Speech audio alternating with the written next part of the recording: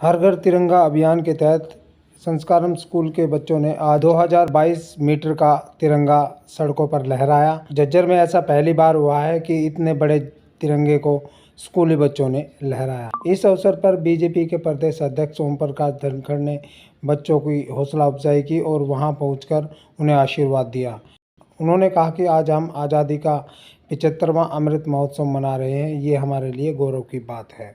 देश का बच्चा बच्चा इसमें जुड़ गया है। हर भारतीय नागरिक गर्व और गौरव के साथ अपने तिरंगा फहरा रहा है। वो उन शहीदों की याद में चाहे ज्ञात है चाहे अज्ञात है 3,27,000 लोगों ने जो 90 साल के युद्ध में बलिदान दिया, उन सब को याद करके उन्होंने आज़ादी की रक्षा की। शासन के युद्ध में, फैशन के युद्ध में, की लड़ाई में, कारगिल में, आतंकवाद में, सबको याद कर रहा है। उन सब सैनिकों को भी सल्यूट कर रहा है जो आज भी इस देश की सीमाओं पर खड़े हैं। किस तरह के भाव में और लोग ध्वजारोहण कर रहे हैं, सैल्यूट कर रहे हैं, जनगण मन गा रहे हैं, पुष्पांजलि कर रहे हैं। ध्वज की गरिमा और गौरव के साथ बनाए हुए इस अभियान में भारत का बच्चा बच्चा जुड़ गया है। आभार व्यक्त करूँगा भारत के प्रधानमंत्री नरेंद्र मोदी जी का, जो तिरंगे के प्रति इतना भाव बढ़ने का मौका उन्होंने दिया है, जो पिछली सरकारों ने बड़ा इसको सीमित रखा था। और अब ये जन आंदोलन से मैंने कहा इतना व्यापक हो गया है कि आप देखिए दीर्घाएँ घुमाएंगे। मैं देख रहा हूँ लोग अपनी छतों पर खड़े होकर वीडियो डाल रहे हैं अपने अपने गाँव की, कितने कितने झंडे उनके गाँव में फहरे हुए हैं। ये बहुत ही आनंद का पर्व एक तरह से बन गया है। इसमें जहाँ पहले बलिदान में पृथ्वी में श्रद्धांजलि आवाज दी है, वहाँ आगामी अमृतकाल के सपने भी हैं कि आगामी 25 वर्षों में भारत को हम दुनिया का सर्वोच्च राष्ट्र बनाएंगे। 1947 से 2012 माइक लगा के सालों में कितना बदला देखा है इस बार। देखिए, मैं तो 72 पैदा हुआ, मेरी उम्र नहीं है, लेकिन मैं बताऊँ मैंने देखी। इसमें मैं एक बात जरूर याद करूँगा कि जब आज़ादी का 50वां साल था उसकी कमेटी में था, लेकिन इतना व्यापक कार्यक्रम छोड़े थे। आज जब 75वां साल देख रहा हूँ तो बहुत ही व्यापक कार्यक्रम हो रहे हैं और एक मन में सपना पैदा हो गया है कि देश का 100वां साल ही देखें। 100 साल में क्या रणनीति रहेगी? वो अमृत काल का जिसमें आत्मनिर्भर भारत और ऐसा भारत, ऐसे भारत में पूरे देश को वैक्सीनेट करके और अनेक वर्गों को वैक्सीन देंगे। हम ये चाहते हैं कि हर क्षेत्र में भारत ऐसा बने, अपनी जरूरतों को पूरा करते हुए दुनिया का मददगार भारत बने, एक शक्तिशाली भारत बने, एक सामर्थ्यवान भारत बने। ऐसा सपना सबके मन में प्रधानमंत्री जी के आह्वान पर कर रहे हैं। तो उन्होंने कहा कि 25 वर्षों में हम परिश्रम की पराकाष्ठा करें और नए नए अनुसंधान जिस प्रकार से स्टार्टअप से शुरू होकर हर क्षेत्र में भारत आगे बढ़ रहा है। मुझे लगता है कि ये सपन हम सबका जो सामूहिक सपन है ये साकार होगा कि भारत वास्तव में दुनिया के सर्वोच्च राष्ट्र के रूप में होगा। आज हम देख रहे हैं खेलों में हमारी भूमिका बढ़ी। मुझे याद है कि मैं जब ब्राज़ील में ओलंपिक हो रहे थे तो मैं उस दिन अमेरिका में था और एक विश्वविद्यालय देखने के लिए गया था। उस विद्यालय के वाइस चांसलर ने मुझे बधाई भी दी, लेकिन थोड़ा व्यंग भी किया। उन्होंने कहा बधाई हो, आज आपका भी एक मेडल आ गया। उसमें मुझे लगा बधाई और व्यंग दोनों ही थे। और उस दिन मेरे मन में एक कसक हुई थी कि भारत कभी इसमें भी सिरमौर होगा।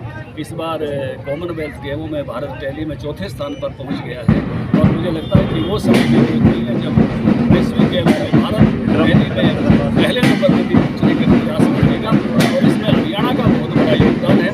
हमारे खिलाड़ी जो है 29 खिलाड़ी महिला की गोल्डन मेडल मिले हैं, उसमें हिस्सेदार हैं, बहुत बड़ी हिस्सेदारी बनाती है। तो इसलिए हरियाणा खेल में भी, खेती में भी और जो है देश की रक्षा में भी सब में आगे रहता है। हम सर्वश्रेष्ठ सैनिक हैं, सर्वश्रेष्ठ किसान हैं और सर्वश्रेष्ठ पहलवान हैं। इस नाते से हरियाणा की भूमिका भी आत्मनिर्भर भारत में, गौरवशाली भारत में बहुत महती रहने वाली। विपक्ष क्यों लगातार हमला कर रहा है? विपक्ष को नहीं पता पा रहा है इस चीज़ में। मैं कहूँगा कि वो थोड़ा हताशा में है।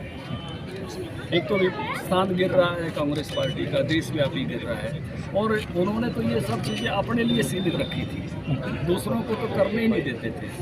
विपक्ष ने तो झंडा अपना तिरंगा बना दिया था कांग्रेस ने, औरों को तो नज़दीक नहीं लगने देते थे। और उन्होंने तो ऐसा काम करने की कोशिश की थी कि इंदिरा गांधी एयरपोर्ट पर चढ़ो, राजीव गांधी एयरपोर्ट पर उतर जाओ। बाकी एयरपोर्ट के नाम उन्होंने ऐसे रखे थे, डम डम एयरपोर्ट, शांता क्रूज एयरपोर्ट, ये तो अटल जी का राज आया।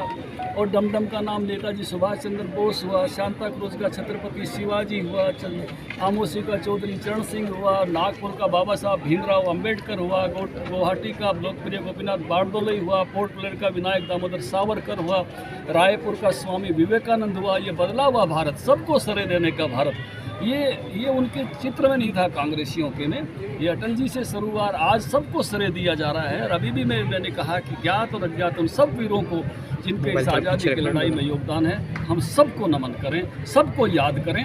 जो बदपोती बनाने की कोशिश की थी कांग्रेसियों, तो चमचागिरी में यहाँ तक कहा था, गूगल पे खोजना India is Indira, Indira is India. ये वो लोग हैं जो सब चीज़ें अपने तक सीमित रखना चाहते थे। अब पूरा देश इसमें शामिल हो रहा है, गर्व से जो है भर रहा है, गर्वित हो रहा है, तो निश्चित रूप से उनके मन की हताशा स्वाभाविक है। तिरंगे की कॉस्ट जो 25 रुपये रखी है, इसको लेकर अभय चौटाला का बयान है कि आज़ादी के अमृत महोत्सव को भी बिजनेस बना रही है भाजपा। देखिए, ये छोटी सोच है जो इस तरह की बात बोल रहे हैं। ये सबका झंडा है और हर आदमी इसके लिए जब इतनी कीमत चुकाने को तैयार है, जैसा मैंने अभी उद्बोधन में कहा कि जान दे भी सकता है और जान ले भी सकता है, तो तिरंगा भी वो कीमत अदा करके लगाएगा। ये वो तिरंगे को खैरात के रूप में नहीं लेना चाहता। कोई भी स्वाभिमानी भारतीय तिरंगे को ऐसे नहीं लेगा। वो उसके जो राशि जो लगी है, उसके आधार पर उसको स्वीकार करके अपने ध्वज पर ये मान कर कि ये मेरा तिरंगा है, तो उसको गर्व और गौरव के साथ फहराएगा।